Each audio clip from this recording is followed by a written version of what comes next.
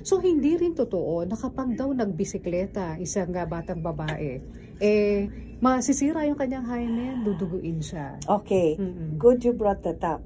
Because those are one of the reasons why the hymen, okay, reasons na pwedeng mabutas, mapunit, ma-stretch ang hymen.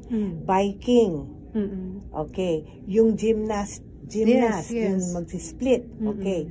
Yung mga kababaihan ngayon, mga teenagers, miski na wala silang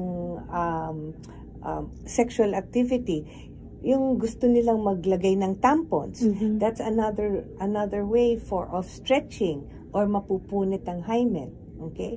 Yung menstrual cup, usong-uso na ngayon yan, nilalagyan pa yan, nilalagay pa sa loob ng puwerta, okay. But the thing is, it doesn't matter.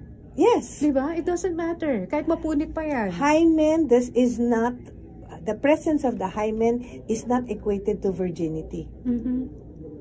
Okay? In fact, in October 2018, the United Nations Human Rights Council stated that there is a need to stop doing virginal testing on women. Meron ganun? Yeah, yung, diba, gusto mong proof na virgin pa to just by looking at the hymen.